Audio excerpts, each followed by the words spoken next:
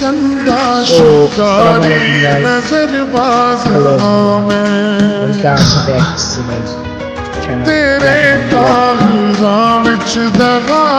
So, সবার কাছে first একটা রিকোয়েস্ট, চ্যানেলটাকে সাবস্ক্রাইব করবেন, বেল আইকনটা বাজিয়ে দেবেন,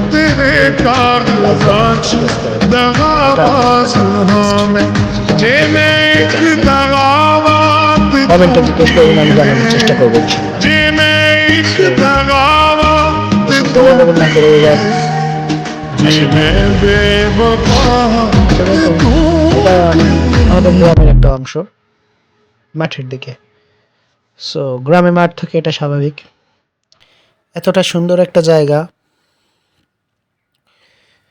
যেটা ছেড়ে আসতে মনই চায় না, কিন্তু শহরে কর্মক্ষেত্রে ছেড়ে আসতে বাধ্য হই আমরা। একটু আগে যে ছেলেটাকে দেখলেন, একে কি চেনেন? সে ছেলেটাকে চেনেন?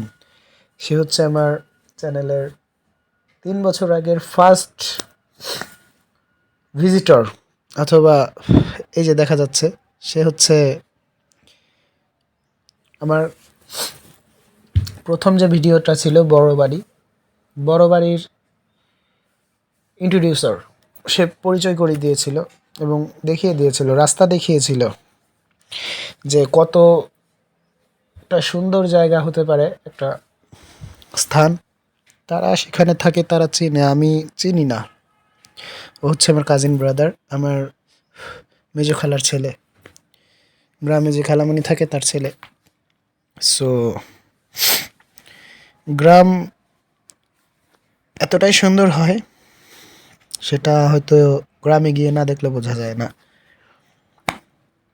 আমি মানছি আপনি গ্রামে শহর থেকে গেলে হয়তো কিছুদিনের জন্য আপনার হাত পা কালো হয়ে যেতে পারে, আপনি স্বয়ং নিজেও কালো হয়ে যেতে পারেন, কিন্তু সেটা বেশি ইফেক্ট হয়তো পড়বে না বডির উপরে। কারণ একটা কথা আছে না যে মন ভালো থাকলে শরীর ভালো থাকে।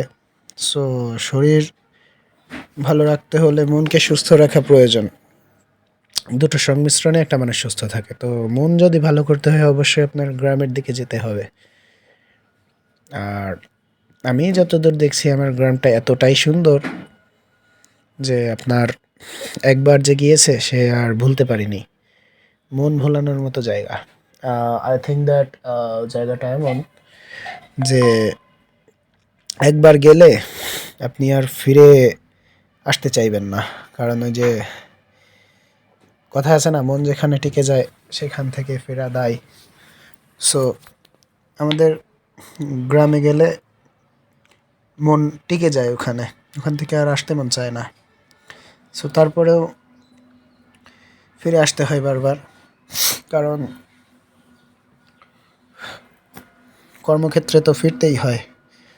আমি যদিও বছরে একবার গ্রামে যাই, ওই মনটা ভালো করার জন্য। সারা বছর এখানে থেকে গ্রামে একবার যেতে হয় বিভিন্ন কাজের জন্য।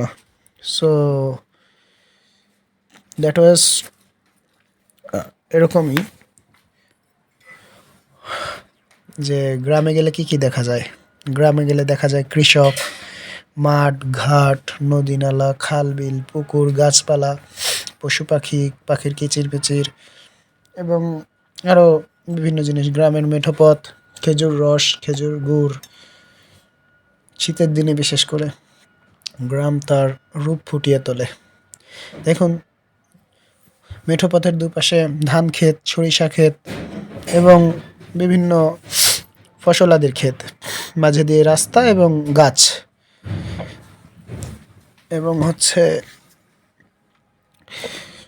প্রাকৃতিক সৌন্দর্য।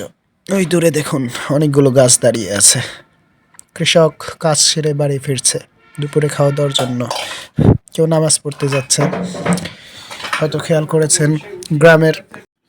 সো দেখতে পাচ্ছেন যে গাছের সারি বয়ে গেছে। মাঠের মাঝখানে যে পথটা থাকে তাকেই মেঠো পথ বলে। এই যিনি একজন কৃষক কাজ করে বাড়ি ফিরছেন। দূরে কিছু গাছের সারি দেখা যাচ্ছে। এবং অত্যন্ত সুন্দর একটি খেজুর গাছ। ওই গাছ থেকে রস নামানো হয় এবং ওই দূরে দেখা যাচ্ছে সরিষা ক্ষেত।